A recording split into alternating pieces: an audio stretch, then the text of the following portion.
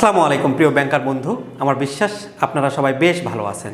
আপনাদের দোয়ায় এবং আল্লাহর অশেষ রহমতে আমিও বেশ ভালো আছি।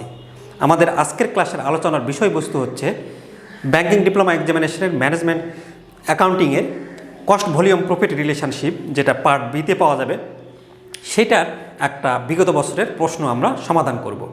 তো আপনারা দেখতে পাচ্ছেন যে আমরা ব্যাংকিং ডিপ্লোমা এক্সামিনেশন জুন 2017 সালে যে 3 নম্বর প্রশ্নটি এসেছিল সেটা আমরা মূলত সলিউশন করব।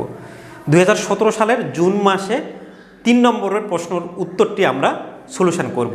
এটি মূলত ব্রেক ইভেন রিলেটেড অঙ্ক, এবং আমরা বলেই নিয়েছি আপনাদের যে আপনারা যদি ব্রেক ইভেন চ্যাপ্টারটা কস্ট প্রফিট রিলেশনশিপ চ্যাপ্টারটা দেখেন তাহলে খুব সহজেই মার্কস কিন্তু ক্যারি করতে পারবেন। কারণ এই চ্যাপ্টারের যদি জাস্ট কয়েকটা ফর্মুলা মুখস্থ রাখতে পারেন, ফর্মুলার উপর নির্ভর করেই অঙ্কগুলো হবে।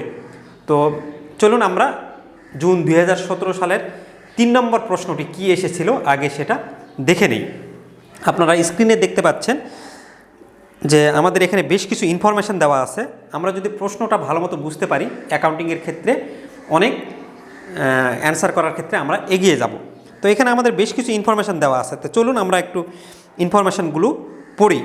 তো অনেক সময় আমাদের অঙ্কে ইনফরমেশান দেওয়ার আগে অনেক কথা লেখা থাকবে, যেই কথাগুলো আসলে অঙ্কে কোনো কাজেই আসবে না। অ্যাকাউন্টিংয়ের অনেক অঙ্কেই দেখি আমরা যে কিছু কিছু ইনফরমেশান আপনাকে পারপ্লেক্স করার জন্য দেওয়া থাকবে, সেটা আপনাকে বুঝে নিতে হবে। তো দেখুন এখানে লেখা আছে, division of HP company changed its production operations from one where a large labour force assembled electronic components to automated production facility. মানে এইচপি কোম্পানির একটা ডিভিশন আছে, পরিবর্তন করছে, চেঞ্জ ইস প্রোডাকশান অপারেশানস, তাদের প্রোডাকশান অপারেশানটা চেঞ্জ করছে, যেখানে কিনা where a large labour force assembled electronic components to an automated production facility. মানে আগে তারা যখন প্রোডাকশান করতো তখন এই প্রোডাকশানটাতে বেশিরভাগই লেবার রিলেটেড ছিল। তো সেখানে তারা চিন্তা করতেছে যে production facility dominated by the computer control robots, মানে মানুষের জায়গায় তারা প্রোডাকশানটাতে চেঞ্জ নিয়ে আসতে চাচ্ছে, যেখানে রোবটরা তাদের প্রোডাকশানটা নিয়ন্ত্রণ করবে। The change was necessary because of fierce competitive pressures. চেঞ্জটা খুব দরকার ছিল কারণ অনেক প্রতিযোগিতা চলতেছে। Improvements in quality, reliability and flexibility of production schedules were necessary. বলতেছে যে কোয়ালিটির ক্ষেত্রে ইমপ্রুভ করা দরকার ছিল, রিলায়েবিলিটির ক্ষেত্রে, and flexibility of production schedules were necessary just to match the completion. মানে এই কাজগুলো করতে গেলে আমাদের এগুলো দরকার ছিল। As a result of the change, যখন তারা এই মানুষের লেবার থেকে অটোমেটেড রোবটের চেঞ্জ আসলো, variable cost fail and fixed cost increased. মানে ভেরিয়েবল কস্টটা কী হলো, কমে গেল, এবং অপরদিকে ফিক্সড কস্ট বেড়ে গেল। As shown in the following assumed budgets. এরপর যে আমাদের ইনফরমেশানগুলো দিচ্ছে ব্যাংকার বন্ধু, সেগুলোই আমাদের মূলত গুরুত্বপূর্ণ, আগের কথাগুলো কিছুই না। এরপর দেখুন ইউনিট ভেরিয়েবল কস্ট, আমাদের কিছু ভেরিয়েবল কস্টের তালিকা দিয়েছে, যেখানে কিনা আমাদের ম্যাটেরিয়াল লাগতো হলো 0.88 পয়সা এবং লেবার লাগতো টাকা 1 টাকা 22 পয়সা। পার ইউনিট টোটালে আমাদের ভেরিয়েবল কস্ট ছিল 2 টাকা 10 পয়সা। এরপর আমরা দেখছি যে নিউ প্রোডাকশান অপারেশানে যখন আমার নতুন প্রোডাকশান হলো, তখন আমার এই ম্যাটেরিয়াল 0.88 এবং লেবার লাগলো 0.22। আমাদের ভেরিয়েবল কস্ট কমে হলো 1 টাকা 10 পয়সা। অর্থাৎ আগের যখন আমরা প্রোডাকশান অপারেশান করতাম মানুষ দ্বারা, তখন আমার ভেরিয়েবল কস্ট পার ইউনিট ছিল 2 টাকা 10 পয়সা। কিন্তু রোবট দ্বারা যখন ভেরিয়েবল কস্ট করলাম, আমরা রোবট দ্বারা যখন প্রোডাকশানে গেলাম, তখন আমাদের ভেরিয়েবল কস্ট কমে গেল, তখন আমরা দেখতেছি 1 টাকা 10 পয়সা আছে। এছাড়াও আমরা এখানে ইনফরমেশান দেখছি যে মান্থলি ফিক্সড কস্ট কিছু দেওয়া আছে, rent and depreciation, supervisory labour দেওয়া আছে, আদার দেওয়া আছে। টোটাল পার মান্থ আমরা দেখতেছি 5,80,000 টাকা। আগের পুরনো যখন প্রোডাকশান করা হতো মানুষ দ্বারা, তখন ফিক্সড কস্ট ছিল 5,80,000 টাকা। আর রোবট দ্বারা যখন প্রোডাকশান করা হলো, তখন আমরা দেখছি যে ফিক্সড কস্ট 11,40,000। ওই যে তারা বলল যে যখন রোবট দ্বারা আমরা পণ্যটা উৎপাদন করছি তখন ফিক্সড কস্ট বেড়ে গিয়েছে, এখানে কিন্তু অ্যামাউন্ট দ্বারাই দেখে আমরা বুঝতে পারছি। আর ভেরিয়েবল কস্ট কি হয়েছে, নতুন প্রোডাকশনের ক্ষেত্রে কমে গেছে। আচ্ছা যাই হোক, তারপর বলছে যে expected volume is 6 lakh units per month. প্রতি মাসে তারা উৎপাদন করতে চাচ্ছে 6 lakh unit. And with each unit selling for taka 3 টাকা 10 পয়সা, এবং প্রতিটা প্রোডাক্ট তারা বিক্রয় করবে 3 টাকা 10 পয়সা দ্বারা। ক্যাপাসিটি ইজ 8 লাখ ইউনিটস, মানে তাদের ক্যাপাসিটি আছে 8 লাখ ইউনিট প্রোডাক্ট উৎপাদন করার, কিন্তু তারা উৎপাদন করছে কত? 6 লাখ ইউনিটস, এবং প্রতিটা প্রোডাক্টের ইউনিট মূল্য কত? 3 টাকা 10 পয়সা। তো রিকোয়ারমেন্ট 1-এ আমাদের চাইছে কম্পিউট দ্য বাজেট প্রফিট নির্ধারণ করতে at the expected value of 6 lakh units, 6 lakh ইউনিটসের ক্ষেত্রে under both the old and the new production environments. ওই যে আগের প্রোডাকশান ইনভায়রনমেন্টে ম্যানমেড লেবারে যখন প্রোডাকশান করবে 6 লাখ, তখন তার প্রফিট কত হবে, এবং নিউ প্রোডাকশান যখন রোবট দ্বারা কন্ট্রোল করবে তখন তাদের প্রফিট কত হবে সেটা আমাদের বের করতে বলছে। দেখেন আমাদের প্রফিট বের করতে বলছে, যে আমরা প্রফিট সমান সমান আমরা সূত্রে জানি সেলস মাইনাস আমাদের টোটাল কস্টটা বাদ দিলেই আমাদের প্রফিট চলে আসবে। তো টোটাল কস্টকে আমরা এই সূত্রে জানি যে আমাদের ভেরিয়েবল কস্ট এবং ফিক্সড কস্ট মিলেই টোটাল কস্ট। তাহলে variable cost plus fixed cost আমরা যদি সেলস থেকে বাদ দিই তাহলে আমরা প্রফিট পেয়ে যাব। তো আমাদের বলছে যে ওল্ড প্রোডাকশানের ক্ষেত্রে প্রফিটটা কত হবে। তো আমরা প্রফিট লিখলাম, লেখার ক্ষেত্রে এখন আমাদের বলে দিয়েছিল যে আমরা প্রোডাকশান করব 6 লাখ ইউনিট উৎপাদন করব। এখন পার ইউনিটের মূল্য কত? 3 টাকা 10 পয়সা করে। ওই যে আপনার একেবারে লাস্ট লাইনে কিন্তু বলেই দেওয়া আছে expected volume is 6 lakh units per month with each unit selling for taka 3 টাকা 10 পয়সা। তাহলে প্রশ্নের লাস্ট লাইনে আমাদের বলেই দেওয়া আছে যে 6 লাখ ইউনিট পণ্য উৎপাদন করবে এবং প্রতিটার দাম হবে 3 টাকা 10 পয়সা। তাহলে প্রতিটার দাম যদি 3 টাকা 10 পয়সা হয়, এই 6 লাখ দিয়ে 3 লাখ 10 দ্বারা 6 লাখ দিয়ে 3.10 দ্বারা আমরা যদি গুণ দিই, তাহলে আমাদের 6 লাখের দাম হচ্ছে হলো 18,60,000 টাকা, মানে বিক্রি করে 18,60,000 টাকা পাচ্ছে, যেটা আমরা সেলস। এরপর আসেন আপনার ভেরিয়েবল কস্ট আর ফিক্সড কস্ট কত। তো ভেরিয়েবল কস্ট আমরা কতটা প্রোডাক্ট উৎপাদন করছি? আমরা 6 লাখ প্রোডাক্ট উৎপাদন করছি। তো আমরা জানি যে variable cost per unit change হয়। তো পার ইউনিট আমাদের ভেরিয়েবল কস্ট হচ্ছে হলো কত? 2 টাকা 10 পয়সা। এখন বলতে পারেন যে এই ভেরিয়েবল কস্ট আমরা কোথায় পাইলাম? তাহলে আপনাদের ওল্ড প্রোডাকশানে দেখতে হবে যে ওল্ড প্রোডাকশান অপারেশনে দেখেন যে ভেরিয়েবল কস্টের আন্ডারে টোটাল পার ইউনিট দেওয়া আছে 2 টাকা 10 পয়সা। সেটাই আমরা 2 টাকা 10 পয়সা নিয়ে আসি, এবং এই ফিক্সড কস্ট পার ইউনিট দেওয়া আছে। দেখেন ওল্ড এই যেখানে ফিক্সড কস্টের আলাদা কলাম করছে সেখানে আমরা ওল্ড প্রোডাকশান অপারেশনে দেখতেছি 5,80,000। তো ফিক্সড কস্ট আমরা বসালাম, এই তারপর আমরা এই ভেরিয়েবল কস্টকে 2.10 দ্বারা যদি গুণ দিই 12,60,000, এই দুইটা যোগ করে এখান থেকে আমরা বাদ দিলে আমরা প্রফিট পাচ্ছি 20,000। এবার আসেন নিউ প্রোডাকশানে। নিউ প্রোডাকশানের ক্ষেত্রেও আপনার বলছে যে 6 লাখ প্রোডাক্ট তারা উৎপাদন করবে এবং দাম যেটা 3 টাকা 10 পয়সা দরে বিক্রি করতো সেটাই থাকবে, তাহলে আমরা 18,60,000 পাইতাম।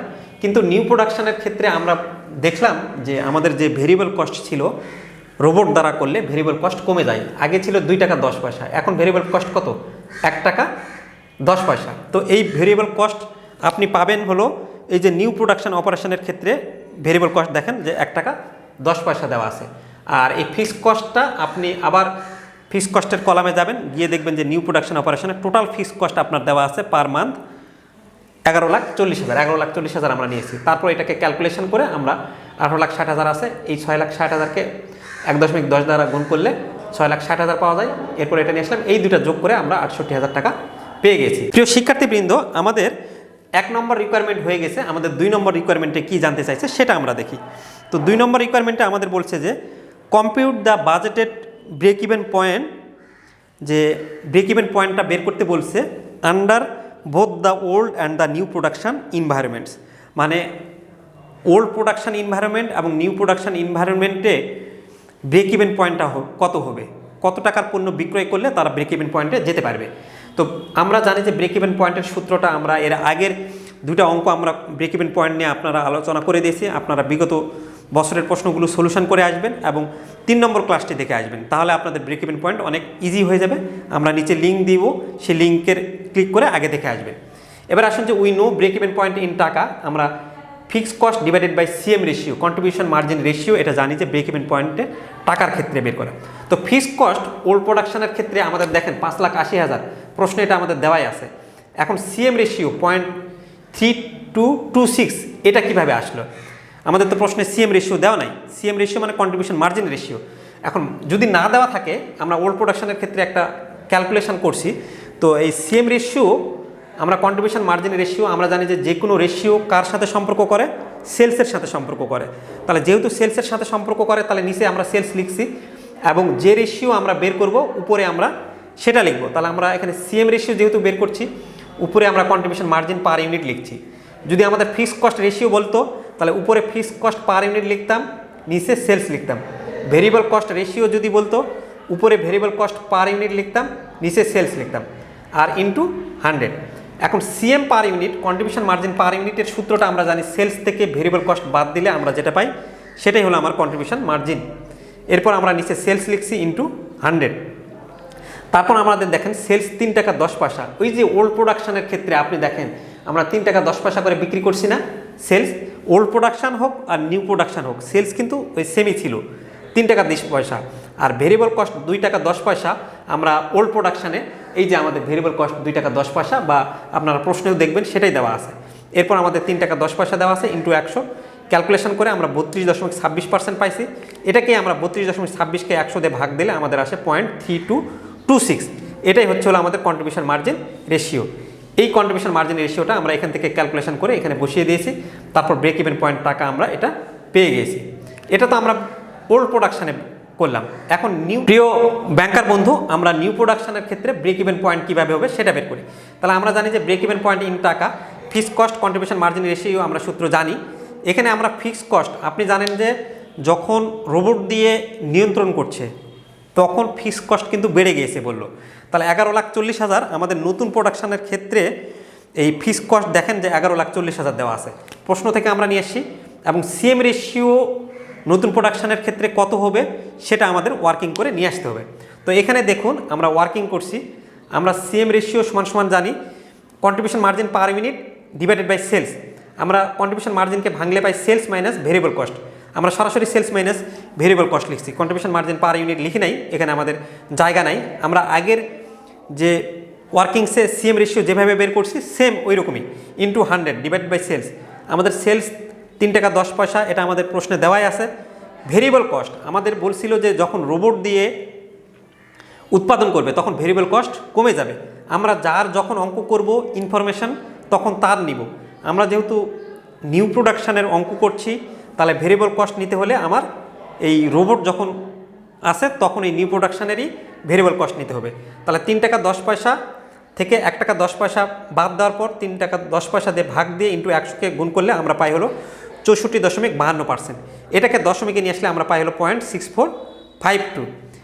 এরপর আমরা এখানে দেখছি যে fixed cost divided by CM ratio 11,40,000 তো আছেই। এই সিএম রেশিওটা আমরা এখান থেকে ক্যালকুলেশন করে ওয়ার্কিংয়ে 0.6452 নিয়ে আসলাম।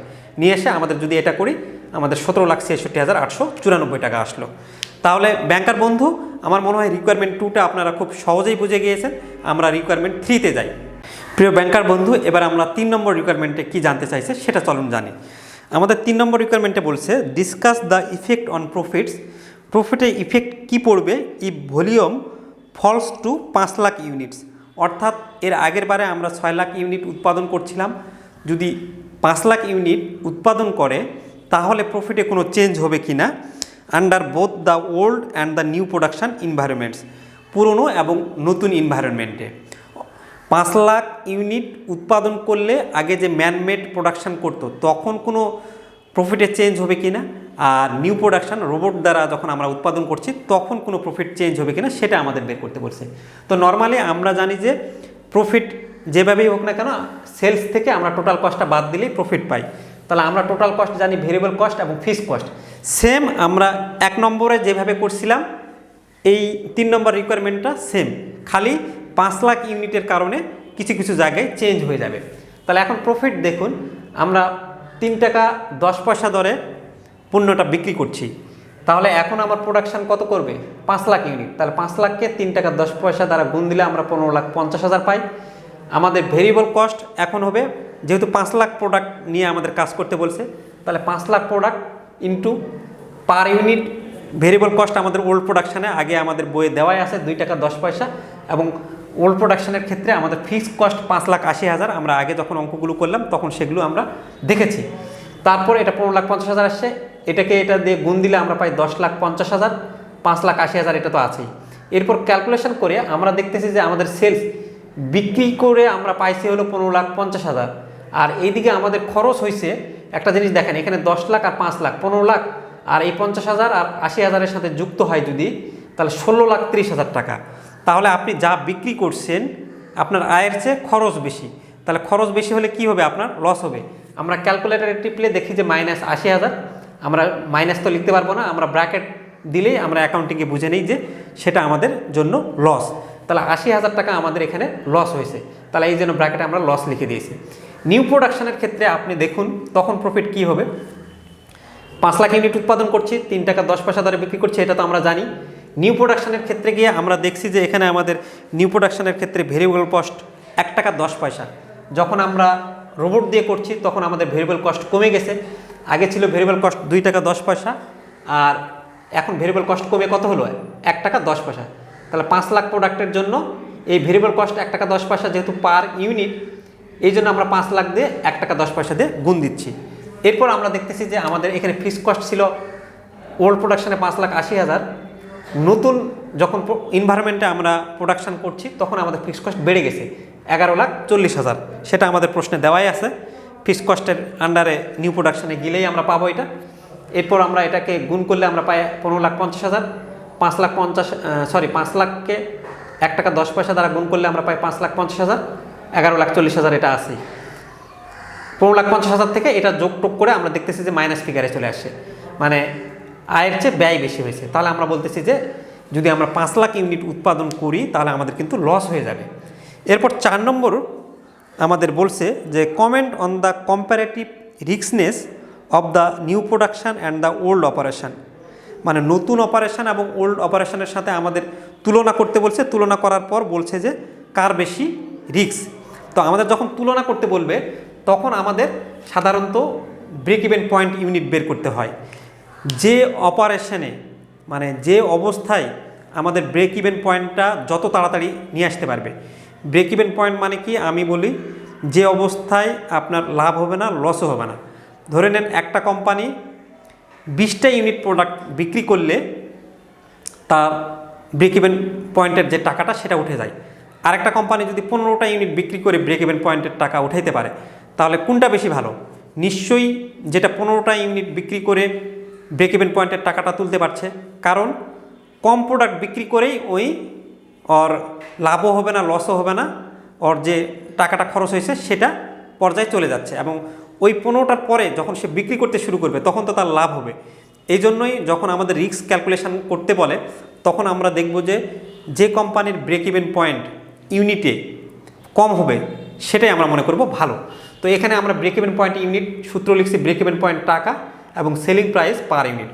আমরা ওল্ড প্রোডাকশনের ক্ষেত্রে এই ব্রেক ইভেন পয়েন্ট 17,97,892 টাকার বিক্রি করলে ওল্ড প্রোডাকশান তার কস্টটা তুলে নিয়ে আসতে পারবে, মানে আয় এবং ব্যয় সমান হবে। তো এখন ওল্ড প্রোডাকশানের এই বিইপি আমরা কোথায় পাইছি, আমরা রিকোয়ারমেন্ট 2-এ ক্যালকুলেশন করছি, আপনারা সলিউশনটা আবার দেখে নিন। সেখানে আমরা লিখেছি 17,97,892। ব্যাংকার বন্ধু আপনারা যদি ভালো করতে চান তাহলে আমার এই অঙ্কটা বোঝার সঙ্গে সঙ্গে আপনারা নিজেরা খাতায় করবেন, খাতায় তুলে ফেলবেন, তাহলে ভালো করতে পারবেন। শুধু যদি অঙ্ক দেখেন তাহলে কিন্তু বুঝতে পারবেন না। অঙ্ক ভালো করার নিয়মই হচ্ছে হাতে কলমে করা। এরপর দেখুন আমরা সেলিং প্রাইস পার ইউনিট 3 টাকা 10 পয়সা তো আমরা জানি।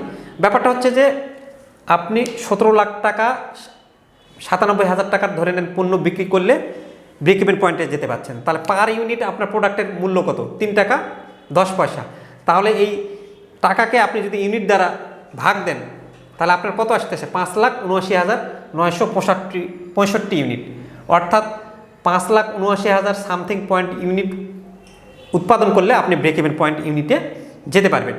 এখন নিউ প্রোডাকশনের ক্ষেত্রে আপনি দেখেন আমরা আগের 2 নম্বরে ক্যালকুলেশন করছি, সেখানে আমরা বের করছিলাম যে 17,66,894 টাকা তার বিইপি ব্রেক ইভেন পয়েন্ট টাকা, আর বিক্রি করছে কত? 3 টাকা 10 পয়সা। তাহলে নিউ প্রোডাকশান যখন আমরা রোবট দ্বারা পরিচালিত করব তখন আমার 5,69,000 ইউনিট সামথিং উৎপাদন করলেই আমরা ব্রেক ইভেনে পৌঁছে যাব। তাহলে এখানে দেখেন এই ওল্ড প্রোডাকশানে কিন্তু বেশি পণ্য উৎপাদন করার পর মানে সেল করার পর সে ব্রেক ইভেন পয়েন্টে যেতে পারছে 5,79,000, আর এখানে হতে যাচ্ছে 5,69,000, অর্থাৎ এর চেয়ে 10,000 প্রোডাক্ট কম বিক্রি করলেই তার বিইপির টাকাটা উঠে আসতেছে। এই জন্যই আমরা বলতেছি যে so new production has less riskness, কারণ এটার চেয়ে এর ইউনিট কম বিক্রি করেই বিইপির টাকা উঠে আসতেছে। Then old production, because BEP units of old production is higher than new production, এটার চেয়ে এর প্রোডাকশান যেহেতু হায়ার, এই জন্য আমরা বলতেছি এটা রিস্ক কম। তো ব্যাংকার বন্ধু, আমার বিশ্বাস আপনারা ক্লাসটা দেখে পুরোপুরি একটা আইডিয়া পেয়ে গেছেন। এরকম যদি বিগত বছরের ভিডিওগুলো পেতে চান অন্য চ্যাপ্টারেরও, তবে আমাদের হোয়াটসঅ্যাপ গ্রুপে আপনি যোগদান করতে পারেন। এছাড়াও আমাদের ফেসবুক গ্রুপে আপনার যা প্রশ্ন আছে সেগুলো আপনি তুলে ধরতে পারেন। আর এ ধরনের রেগুলার ভিডিও পেতে চাইলে আমাদের চ্যানেল সাবস্ক্রাইব করবেন, লাইক কমেন্ট শেয়ার করবেন। আর সবাই ভালো থাকবেন, সুস্থ থাকবেন। আজকের জন্য খোদা হাফেজ।